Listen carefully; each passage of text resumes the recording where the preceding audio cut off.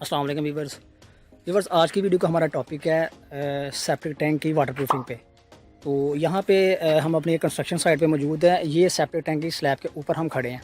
तो ये हमारे पास वाटर प्रूफिंग एक्सपर्ट हैं उमैर भाई, अभी हमारे साथ ये वीडियो में मौजूद है। ये हमें बताएंगे कि ये हमारे पास कौन सा केमिकल है, मार्केट में किस किस तरह के केमिकल अवेलेबल है और वाटर प्रूफिंग किस तरह से जो है ना वो करनी चाहिए।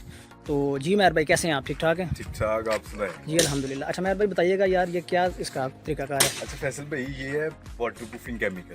बेसिकली ये हम करते हैं कि हम अपने प्रोडक्ट को जो है ना वाटर प्रूफ करें। जिस तरह हम ये बना रहे हैं, सीवर बना रहे हैं। मार्केट में बहुत ज़्यादा मिथ्स हैं कि केमिकल्स जो है ना अच्छा वाला करवाएं और ख़ुद आके हम करेंगे। ये बहुत बड़ी मिथ है। ये कोई बहुत बड़ी रॉकेट साइंस नहीं है। इसका आपको सिर्फ तरीका आना चाहिए। आप इसको बड़े अच्छी तरह जो है ना खुद भी कर सकते हैं। जिस तरह अब ये किट्स हैं, किट्स मार्केट में केमिकल्स कंपनी इस वजह से नहीं देती क्योंकि किट्स और स्क्वायर फीट के रेट्स में ज़मीन आसमान का डिफरेंस आ जाता है। जिस तरह एक किट की वैल्यूएशन होती है कम, अगर आप उसको स्क्वायर फीटिंग में लेके जाते हैं तो वो समझ लें कि वो आपकी अच्छी खासी अमाउंट जो है ना बना के ऑनर को दे देते हैं। अब मार्केट चलती है डर पे। जो कंपनी जितना अच्छा डरा सकती है वो उतने पैसे कमा सकती है। ऐसा ही वो लोग ये कहते हैं कि अगर ये आप हमसे नहीं करवाएंगे, फर्स्ट इसकी हम गारंटी आपको नहीं करेंगे, दूसरा आपका काम ख़राब हो जाएगा। आप केमिकल जो 500 स्क्वायर फीट पे लगाना है आप 1000 पे लगा के वेस्ट कर देंगे या 450 पे लगा के वेस्ट कर देंगे। दोनों सूरतों में आप नहीं कर सकते। तो ये बहुत बड़ी मिथ है। ये अगर आपको ब्रश चलाना आता है ना तो ये केमिकल आप किसी से भी करवा सकते हैं। बस किसी सीनियर बंदे का साइड पे होना ज़रूरी है जो आपको अच्छी तरह गाइड कर सके। तो ये है वाटर प्रूफिंग केमिकल। तो हम आपको इसकी मिक्सिंग करके दिखाएंगे। एक इशू हम पे ये है कि हमारे पास जो है ना ड्रिल नहीं है, पर ये है कि वो फिल वक्त अवेलेबल नहीं है, पर वो कोई बहुत बड़ा मसला नहीं है। इसकी मिक्सिंग सिर्फ अच्छी होनी चाहिए। वो ड्रिल जो है वो मिक्सिंग के लिए यूज़ की जाती है। मिक्सिंग के लिए यूज़ की जाती है। मतलब ड्रिल से हम करेंगे, हम 3 मिनट में कर लेंगे, इसको हम 5 मिनट हिला देंगे। ठीक है। बेसिकली हमारा पर्पस जो है वैसे जो आइडियली है वो ड्रिल से ही होना चाहिए। ड्रिल से ही होना चाहिए। ठीक है, मिक्सिंग उससे होनी चाहिए। अवेल नहीं, पर ये भी कोई टेंशन नहीं। ठीक। जिस तरह कंपनीज कहती हैं कि इसके साथ कुछ भी नहीं होगा, सही ये भी कोई बहुत बड़ा मसला नहीं। तो हम आपको इसकी मिक्सिंग का तरीका बताएं। अच्छा एक और चीज़ बताइएगा मेहर भाई कि वाटर प्रूफिंग जहाँ पे भी करनी हो, चाहे हम अपना कोई घर बना रहे हैं, कोई कमर्शियल बिल्डिंग है, वो उस तरह की कोई रेजिडेंशियल है, कोई भी प्रोजेक्ट है, तो वाटर प्रूफिंग जब भी हमने करनी है सबसे पहला जो स्टेप है वो क्या है जी? वो हमने अपनी सरफेस को क्लीन करना है अच्छी तरह से। ये भी ज़रा बताइए। सरफेस को अच्छी तरह क्लीन करना है। आपने ब्रश के साथ उसको डस्ट ऑफ करना है अच्छी तरह। डस्ट ऑफ करने के बाद आपकी सरफेस पे जो है ना मट्टी, रेत के ज़रात नहीं होने चाहिए, क्योंकि जितना आप उसको अच्छी तरह साफ करेंगे आपके केमिकल की ग्रिप जो है ना उसमें उतनी अच्छी तरह होगी। तो इस वजह से जो सफाई वाला प्रोसीजर है ना वो आपने सबसे मेन रखना। जितनी अच्छी आपकी सफाई की फिनिश होगी उतना पायदार आपका केमिकल वहाँ पे होगा। तो हम आपको इसकी मिक्सिंग का अभी केमिकल का भी बताइएगा। ये कौन सा यूनिकॉर्न का केमिकल है? यूनिकॉर्न केमिकल है। यूनिकॉर्न कंपनी है, इनका केवल केमिकल है। सही। अब मार्केट में जो है ना बहुत से केमिकल्स हैं। अब हर बंदे ने जो है ना अपनी केमिकल की कंपनी बनाई है। सही। पर जो टॉप 3 ब्रांड्स है उनमें सिका है, K1 है और K1 यूनिकॉर्न और एक है अल्ट्रा। सही। पर वो भी अगर आप डायरेक्ट किसी कंपनी से परचेज करते हैं तो फिर सही। अगर आप किसी डीलर एंड से लेते हैं तो वो आपको इस चीज़ का कोई एतमाद नहीं कि आप यही केमिकल ले रहे हैं, क्योंकि यहाँ पे बहुत ज़्यादा मिक्सिंग जो है ना हो जाती है। सही हो गया, सही हो गया। चले भाईजान इसको मिक्स करें। अच्छा ये इसमें 2 डब्बे हैं, मतलब एक ये पैकेट में केमिकल है 2 कंपोनेंट। एक इसमें आता है पाउडर बेस और दूसरा इसमें है ये लिक्विड है जी। तो अभी ये दोनों मिक्स करेंगे इसमें? जी, इन दोनों को मिक्स करेंगे। ठीक है।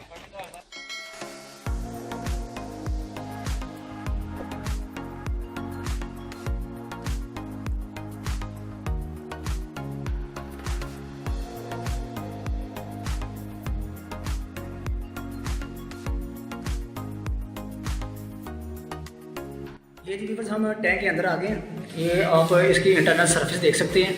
ये यहाँ पे हम बेसिकली कच्ची फट्टू की शटरिंग लगाई है, इस वजह से इसकी जो सरफेस है ये काफ़ी रफ है। ठीक है जी। तो वैसे तो लोहे की प्लेटों की शटरिंग लगनी चाहिए, उसकी फिनिशिंग ज़रा काफ़ी अच्छी आ जाती है, लेकिन यहाँ पे हमारे पास फट्टू की शटरिंग है। तो इसमें सबसे पहला जो काम होता है वो है इसकी सरफेस क्लीनिंग का। यहाँ पर आप देख सकते हैं, इसमें आप नीचे देख सकते हो इसके बेड के ऊपर अच्छी तरह से जो भी मिट्टी या रेत के ज़र्रे हैं या कोई कच्चा सीमेंट वगैरह वो अच्छी तरह आप लोगों ने लोहे की तारों वाला जो बुरश है वो लगा के इसको साफ़ कर लेना है। ठीक है जी। वाल तो वैसे ही आपकी ठीक होंगे। वाल में ये है कि आपकी अगर कोई कंक्रीट है या कोई प्लास्टर से पहले जिस तरह हम सरफेस को उसकी ट्रिमिंग करते हैं उस तरह आपने इसकी ट्रिमिंग करके इसको बिल्कुल नीट एंड क्लीन करके रेडी कर लेना है। ठीक है, सरफेस आपकी दीवारें भी और बेड भी बिल्कुल ड्राई होना चाहिए। उसके बाद नेक्स्ट स्टेप मिक्सिंग का आप लोगों को तरीकाकार हमने बता दिया। नेक्स्ट स्टेप है हमने इसका वाटर प्रूफिंग करनी है, केमिकल लगाना, तो वो अभी उमैर भाई से पूछते हैं। जी उमैर भाई। अच्छा, आपने इसकी जब भी वाटर प्रूफिंग स्टार्ट करनी है ना, आपने कोशिश करना है कि इसके कॉर्नर से आप करें। सही। तो पहले जो आपकी वॉल्स हैं इनको देखिए, पहले इसके जितने भी कॉर्नर हैं इन सब पे आपने फर्स्ट कोट कर देना है।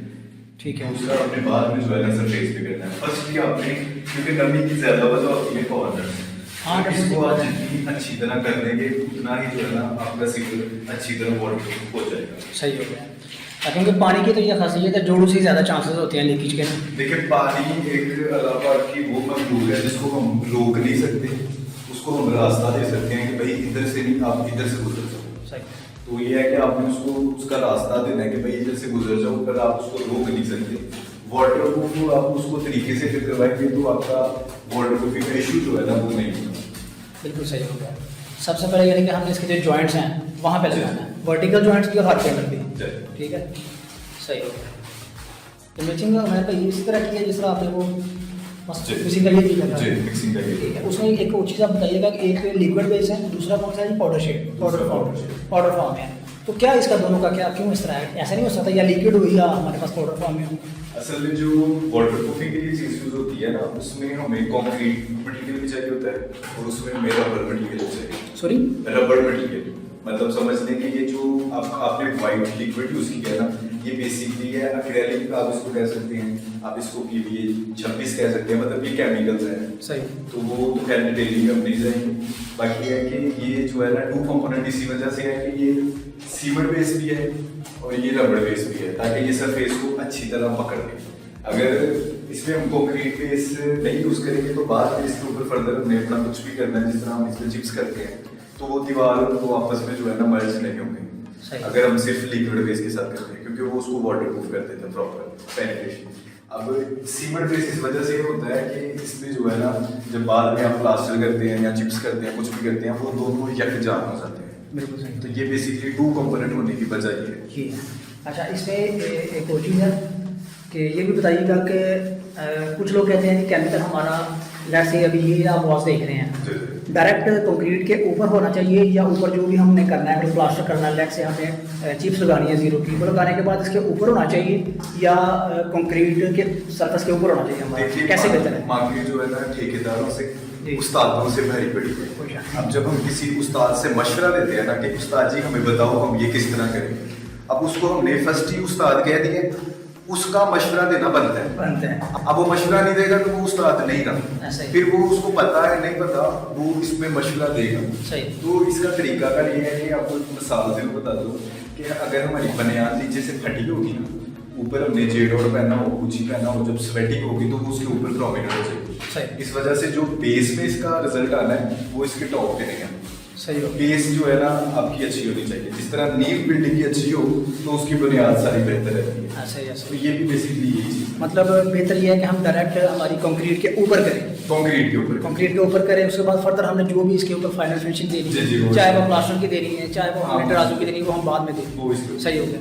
अच्छा, अगर हम लेट से बाद में करते हैं, यानी कि इसी की अगर हम एग्जांपल ले लें, इसके ऊपर सपोज हम प्लास्टर करते हैं, उसके बाद ऊपर चिप्स करते हैं, अभी हम नहीं करते हैं, बाद में अगर हम करते हैं तो उसका क्या?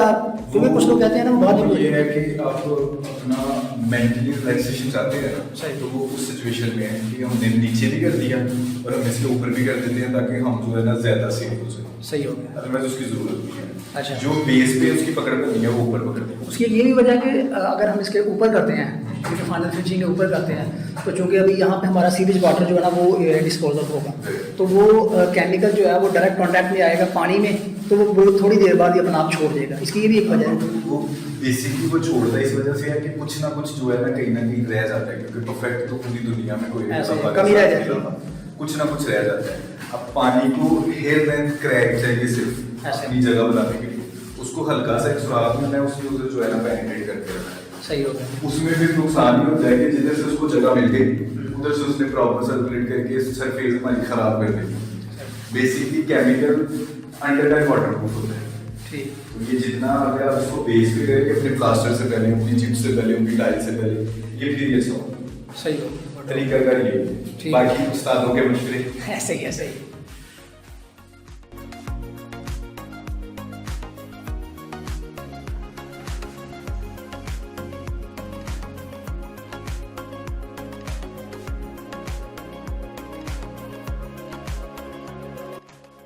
पर जो इस तरह आपका लग रहा है उस पर आपने ब्रश इस तरह चलाना है, और जो ये आपका सीधा आ रहा है इसको आपने सीधा ब्रश चलाना है, ताकि केमिकल जो है ना दीवार के अंदर प्रॉपर पेनिट्रेट कर सके। सही हो गया।